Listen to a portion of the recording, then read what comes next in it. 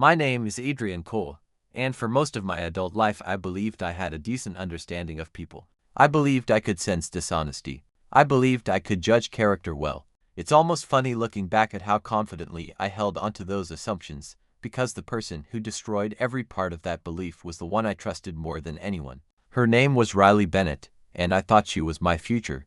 I genuinely thought the universe had finally handed me someone who matched my energy, my loyalty, my commitment. For 3 years I pictured a life with her without ever imagining she was quietly building an escape route from the truth behind my back. The worst part is that our relationship didn't begin in chaos.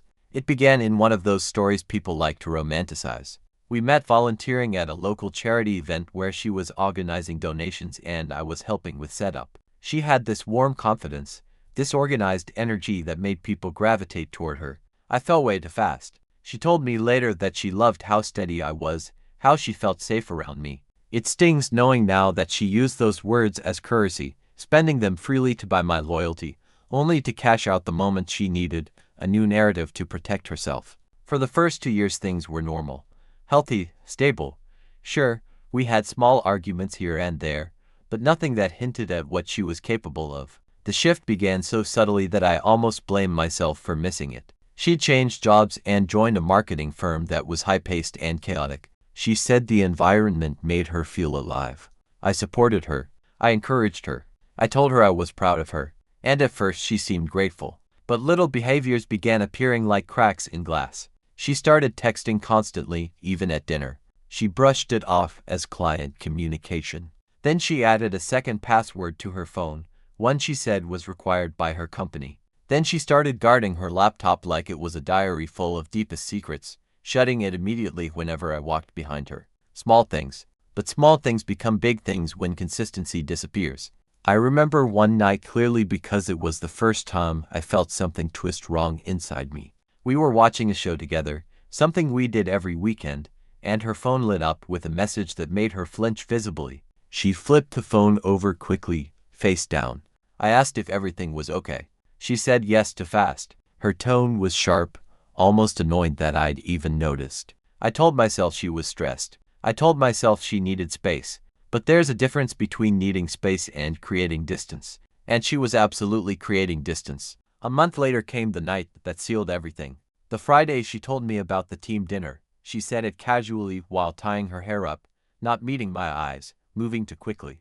I offered to drive her because the weather report looked terrible. The moment I said it, she froze for half a second. That hesitation lives rent-free in my memory even now. She laughed awkwardly and said no, she duber. She said it too forcefully. I tried to ignore the instinct screaming inside me, but instincts don't go away just because you silence them. She left the apartment in a hurry. She didn't kiss me goodbye like she always did. She didn't text me when she arrived. The rain was so heavy that night that it sounded like gravel hitting the windows. By 10 p.m. she still hadn't responded. By midnight, I felt physically sick. I told myself I just needed reassurance.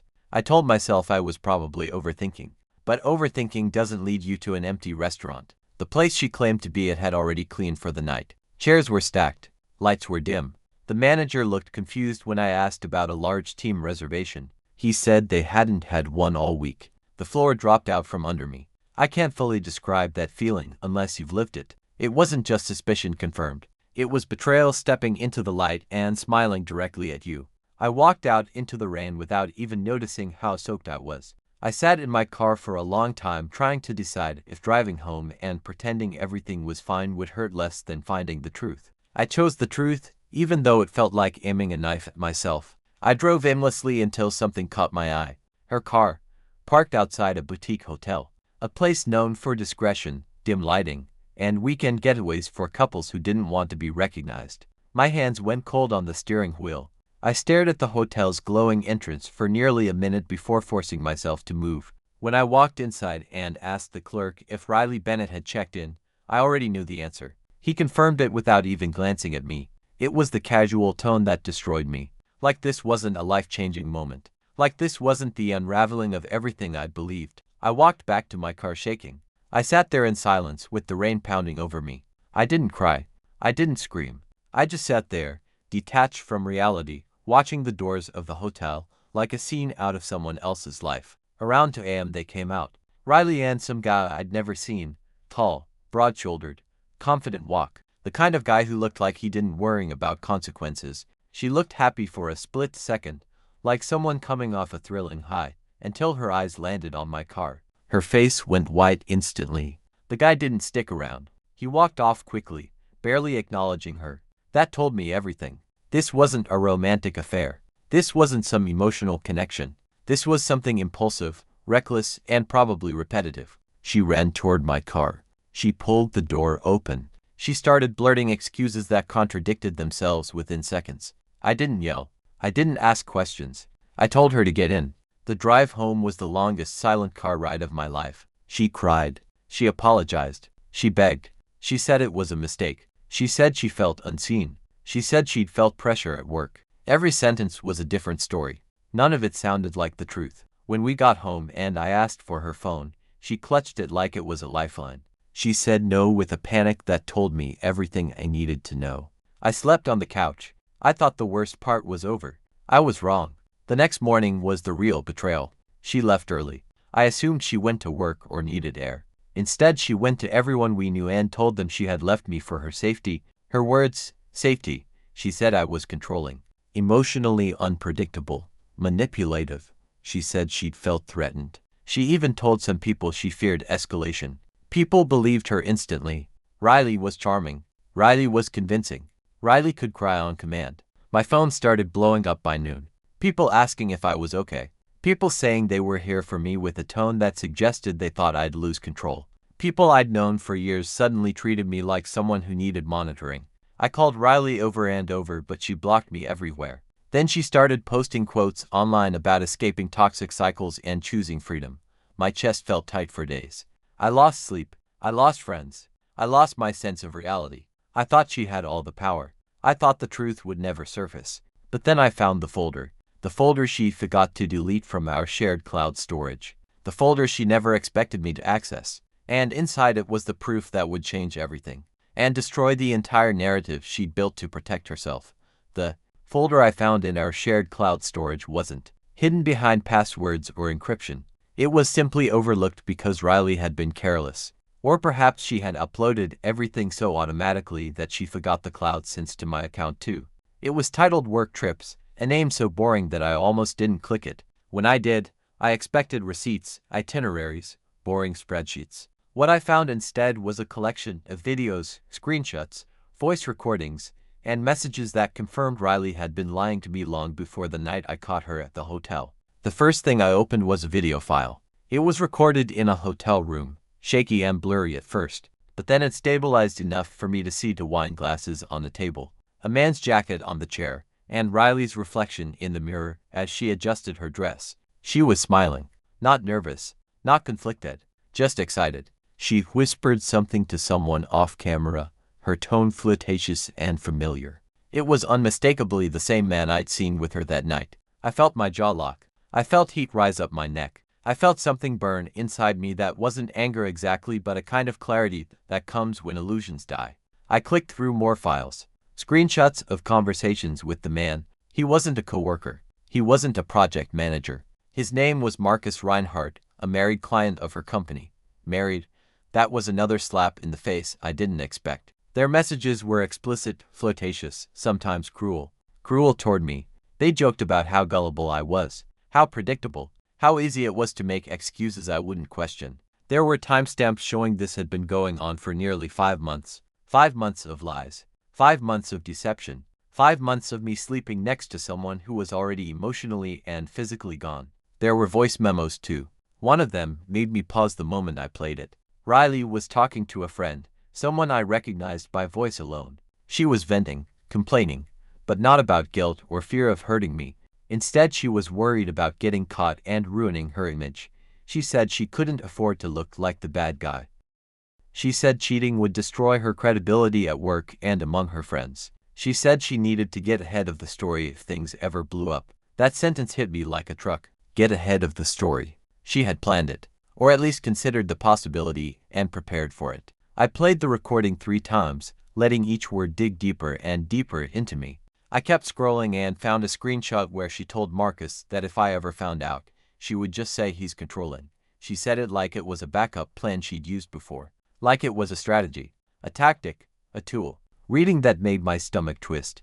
I remember sitting there in the silence of our apartment, surrounded by the ghosts of conversations I never knew were happening behind my back. I thought I would break down, but instead something inside me hardened. Betrayal has a strange way of burning away your fear.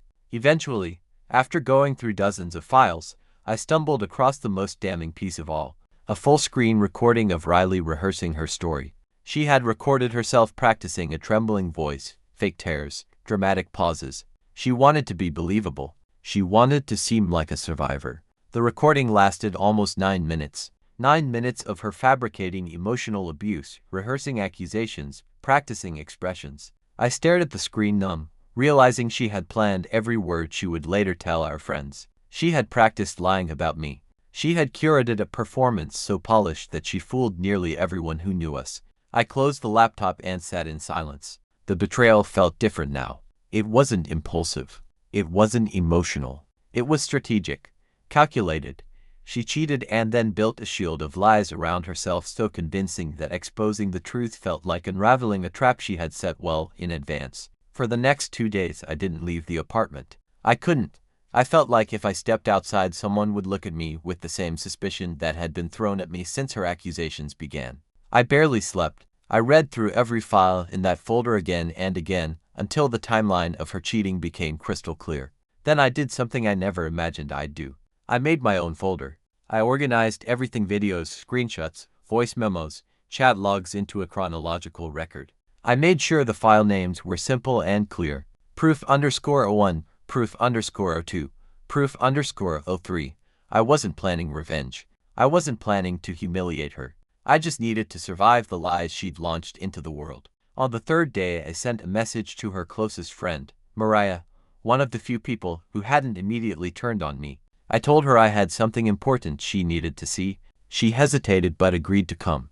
When she arrived, I could tell she was cautious, defensive, almost nervous to be in the same room with me.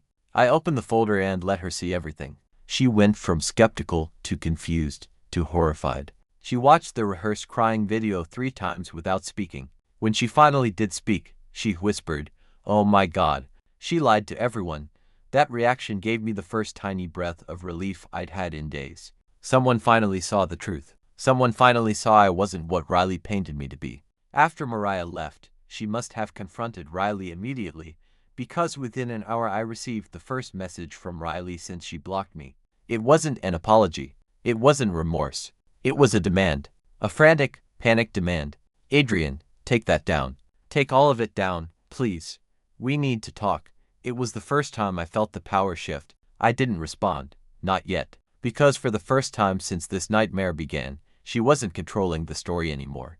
And she knew it. But she had no idea how far this was about to go or how many people were about to learn the truth she tried so hard to bury. Riley's first message after days of silence came with a kind of frantic energy I could practically feel through the screen. Dozens of notifications appeared in rapid succession. Missed calls, texts, voicemails, all from someone who just a week earlier had blocked me everywhere, paraded a false narrative across our social circle, and framed herself as the victim of imaginary abuse. Now she was acting like her life depended on hearing back from me. I didn't answer any of them. Instead, I sat on the edge of the couch staring at my phone, letting the vibration of each new message remind me of the shift in power. For the first time since the whole nightmare started, she wasn't the one in control. Meanwhile, the cracks in her carefully constructed story were spreading. Mariah must have shown others because by the end of the day I had messages from 3 mutual friends saying, "We need to talk," or "I think we misunderstood some things," or in one case, "I'm so sorry we believed her." Their sudden reversals didn't bring satisfaction. They didn't erase the humiliation. They didn't undo the days of feeling like a villain in a story I didn't write. But they did confirm that the truth was finally pulling its weight. Riley's lies weren't surviving the light. Late in the afternoon, I received a message from an unknown number. It was short. "Call me. It's important." I ignored it until a second message appeared. "This is Marcus's wife. I think you and I need to speak." I felt the air go still around me. Marcus, the man Riley cheated with. His wife reaching out was a reality I never expected. My hands shook as I dialed the number. When she answered, her voice sounded exhausted, not angry, more like someone who had been living in confusion for far too long. I introduced myself hesitantly, unsure what she knew or suspected. She sighed and said she'd found messages on their shared iCloud account and recognized Riley's name from a few events Marcus had mentioned. She'd confronted him that morning. He denied everything until she showed him screenshots she'd found. Then he blamed stress. Then he blamed their marriage. Then he blamed Riley. It was a full-circle confession delivered in cowardice. She told me she wanted to know how long it had been going on. I explained what I found. I described the folder, the timeline, the videos. Every detail felt like reopening a wound, but I kept my voice steady because she deserved the truth too. There was silence on the line for several seconds before she asked if I could share the files. I hesitated, not because I wanted to protect Marcus or Riley, but because involving someone outside my immediate life felt like crossing a moral line. But the more I thought about it, the more I realized she was another victim of the same lie. She wasn't looking for revenge. She was looking for answers. I sent her only the messages involving Marcus directly. Nothing more. Nothing she didn't already need to know. She thanked me quietly and hung up. A strange stillness filled the apartment after the call. It felt like the ripples of Riley's decisions were spreading farther than either of us ever expected. And while her version of reality was collapsing, mine was slowly stitching itself back together. But Riley wasn't done yet. Just past 6 p.m., she showed up at my apartment. She knocked softly at first, then harder. Then she started begging through the door, pleading for me to let her in.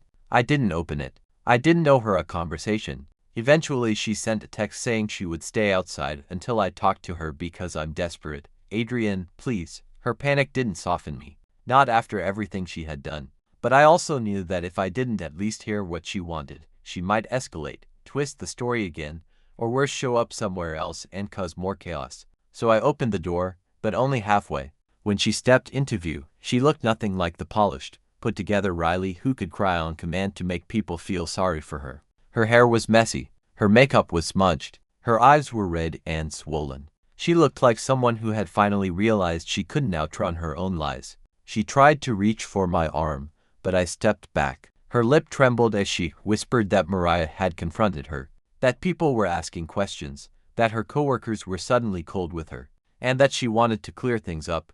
That phrasing made my stomach twist. Clear things up, as if she hadn't intentionally dug the hole herself. She said she never meant for things to go that far. She said she panicked. She said she didn't know how to deal with guilt. She said a dozen different justifications that all sounded like scripts she'd already rehearsed. Then she finally admitted what I'd known from the moment I watched those recordings. She said she had spread the story about me being controlling because she didn't want to lose her friends. She said she thought if people believed she left me for emotional reasons, no one would focus on her cheating. She said she thought it would soften the blow. I stared at her, stunned by how casually she framed the emotional destruction she caused. She broke down crying again, apologizing between gasps, insisting she would fix it if I deleted the proof. That was the moment everything clicked for me. She wasn't sorry for what she did. She wasn't sorry for lying. She wasn't sorry for smearing my name. She was sorry she got caught. She was sorry the narrative slipped out of her hands. She was sorry that the truth she buried had clawed its way to the surface. When I told her I wasn't deleting anything, she looked at me with a mixture of shock and desperation. She tried bargaining. She tried threatening. She tried guilt. She kept saying that if I kept the files, I would ruin her life. I wanted to ask her how she thought it felt when she tried to ruin mine, but instead I stayed quiet. Eventually she realized I wasn't budging. The next few days felt like walking through a storm with no shelter. Riley didn't contact me again directly, but the ripples of her panic spread in ways I couldn't have anticipated. Mutual friends who had blindly believed her for weeks began asking questions. Some apologized. Some refused to speak to either of us, terrified of getting caught in the crossfire. One friend even mentioned that Riley had gone around claiming I had forced her to delete work files or somehow sabotaged her career. That was a new level of fabrication I hadn't anticipated. Her lies weren't just about emotional manipulation anymore. They were escalating, moving toward full-blown character assassination. I realized I needed to act carefully. The last thing I wanted was to appear desperate or vengeful. I needed the proof, and I needed control of the narrative. But I also had to anticipate her next move because she was clever, and I now knew she had rehearsed manipulations in the past. The first thing I did was reinforce the folder. I made multiple backups, encrypted them, stored them on drives that weren't connected to the cloud. Every file, every screenshot, every recording was accounted for. I knew that the moment Riley realized I had them in multiple places, she might try intimidation or legal threats. I didn't care. I was no longer going to let her lie unchecked. The next shock came when I received an email from an address I didn't recognize. It had no subject line, just a link and one line of text. "You should know she's telling everyone you stole money from her." My stomach dropped. She had escalated the lies again.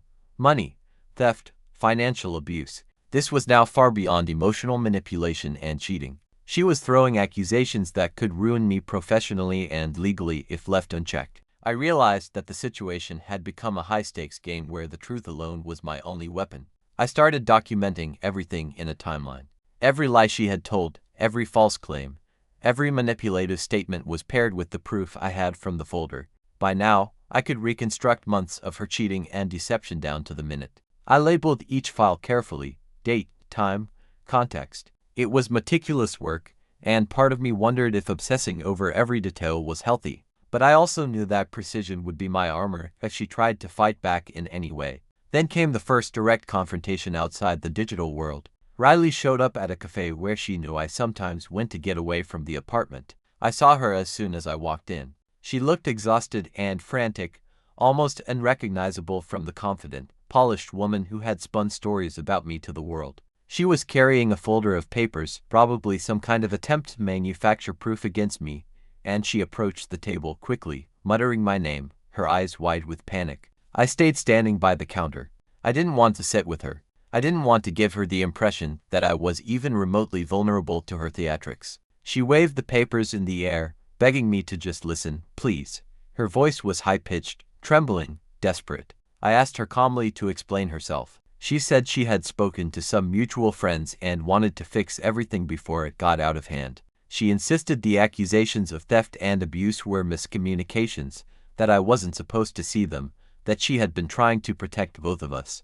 It was a weak attempt, and I could tell she was grasping at straws. Her hands shook as she held the folder, and I realized that she had underestimated the extent of the evidence I possessed. I told her that the moment I discovered the proof, any attempt to twist the narrative would be futile. Her eyes widened. For a split second I thought I saw genuine fear, but it passed quickly, replaced by pleading and manipulation. She begged me to delete everything, to erase the digital trail, promising that she would leave town, disappear from my life, make it as though nothing had happened. I listened quietly, studying her, letting her realize that empty words would no longer work. She suddenly leaned forward, her voice dropping to a whisper. "I can make it worth your while. No one has to know if you just delete it. We can start fresh."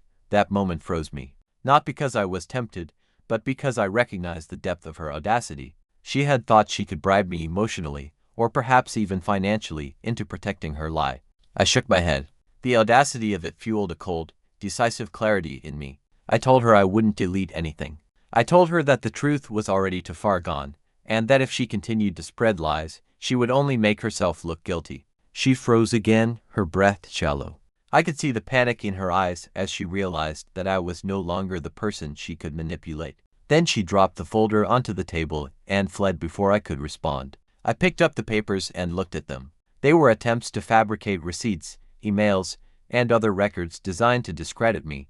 But the moment I saw them, I laughed quietly to myself. It was amateurish compared to the digital archive I had. It was clear she had underestimated me, underestimated the thoroughness with which I had prepared. In the days following that confrontation, the tide began to shift visibly. People who had once accepted her version of the story started approaching me cautiously. One friend asked, "Are you okay?" "Because some things Riley said don't add up." Another admitted she had seen something suspicious online that made her question Riley's claims. The support was tentative at first, but it was support nonetheless. I realized that the longer I stayed calm and consistent, the more others would see the truth. Meanwhile, Riley seemed to retreat. Her social media became erratic, posting cryptic phrases about mistakes and redemption, but no one seemed to believe her anymore. She was trying to control the narrative and failing, and it was intoxicating to watch from a distance. However, the danger wasn't over. I knew she could escalate in unpredictable ways. Legal threats, attempts to manipulate mutual friends, even public outbursts were all possible. The only way to protect myself fully was to maintain a meticulous record, stay calm, and ensure that the truth was undeniable. And while I felt a growing sense of power, I also felt the lingering exhaustion of having been dragged through months of lies, betrayal, and humiliation. I realized that even when this was over, there would be scars, reputational bruises, and a wariness of trusting again. Still, I had learned one vital truth: nothing matters more than the evidence. The truth always finds a way to surface, and those who try to bury it often dig their own graves. The next step, I knew, would be the most crucial. I had to decide how far I would go to ensure Riley could never manipulate anyone again, how far I would go to protect my own life, and whether I was willing to confront her publicly or continue letting the truth speak for itself. That decision weighed on me like a shadow, and I knew the final confrontation was approaching. The question was simple: would Riley finally admit defeat, or would she try one last desperate move to reclaim control? The morning after Riley fled the cafe, I woke with a clarity I hadn't felt since discovering the folder. Months of lies, manipulation, and betrayal had left their mark, but for the first time, I could see a path forward. I spent the entire day organizing everything, double-checking timestamps, file integrity, cross-referencing messages and recordings. The pattern of deceit was undeniable, unassailable. Every lie she had told, every false accusation she had spread, every calculated attempt to make me appear as the villain was documented and preserved. By late afternoon, my phone rang. It was Riley again, persistent, desperate, frantic. I didn't answer. Instead, I reviewed the evidence again, thinking carefully about my next move. I knew that she could try to involve the law, mutual friends, or even social media to regain control. But I also knew that truth and documentation were on my side. By evening, I received a formal email from Riley's lawyer. The tone was polite but unmistakably tense. She wanted the files deleted. She claimed personal and confidential information and threatened legal action. I forwarded the email to my own attorney without responding. That night, I barely slept, not from fear but from anticipation. I knew Riley's next moves would reveal the depth of her desperation. The following morning, I received a barrage of messages from people I hadn't spoken to in weeks. They were cautious, tentative, asking questions I had wanted to hear for months. One message stood out. It was from a mutual friend named Jordan, someone Riley had convinced was on her side. Jordan wrote, "I think we all need to know the full story. Can you share what you have?" That message gave me a sense of vindication. People were finally willing to see beyond Riley's lies. That evening, Riley showed up at my apartment again. This time she didn't knock. She banged on the door, shouted my name, and threatened to call the police if I didn't comply with her demands. I stayed inside, ignoring her. Then, as if sensing she was losing, she left a package on the doorstep. I opened it carefully. Inside were photos of me, screenshots from social media twisted to imply wrongdoing, and a handwritten note begging me to delete everything or face consequences. I realized that the full extent of her manipulations was meant to intimidate, but it had the opposite effect. It confirmed that she had exhausted all options and was panicking. The next morning, I decided it was time to act decisively. I compiled the evidence into a secure, organized archive. Then I reached out to key friends, coworkers, and family who had been influenced by Riley's narrative. I didn't send all of it. I sent enough to verify the truth and provide undeniable clarity. The reaction was immediate. Messages of apology, concern, and disbelief poured in. People I thought had abandoned me for Riley's stories expressed shock and gratitude. Slowly, the narrative began to shift. Riley's social media accounts went quiet. Her posts of escaping toxicity and finding peace became less frequent, less convincing. Rumors that I had been abusive began to fade as the proof I shared circulated quietly. She realized her shield had failed. That night, I received a final message from Riley. It was short. "Please, let's just end this before it gets worse. I'm begging you." I didn't respond. I had no intention of deleting a single file. Instead, I maintained the archive, knowing that if anything else happened, the truth was preserved. In the weeks that followed, people who had once doubted me returned. Some apologized profusely. Others simply accepted the truth silently, avoiding confrontation with Riley entirely. I noticed that Riley had stopped showing up at mutual locations. She no longer called or texted. The chaos she had created began to settle into silence. I didn't feel victorious. The emotional scars remained. The betrayal had been profound, and the weeks of suspicion, anxiety, and humiliation had left a mark. But I felt a quiet strength. I had survived manipulation and lies. I had preserved the truth. And most importantly, I had refused to allow myself to be framed or silenced. Riley's attempts to control the story had failed, and the evidence I kept ensured that anyone who wanted the truth could see it. Life slowly returned to normal, though it was forever altered. Trust became something I guarded carefully. Relationships required patience. But I also realized that justice wasn't about revenge. It was about truth. And in that, I had achieved the most important victory: clarity, integrity, and the knowledge that lies, no matter how polished, eventually crumble when faced with undeniable evidence. And while Riley might continue to beg, plead, or manipulate in other areas of her life, I knew that in this story, in my life, the truth was finally untouchable.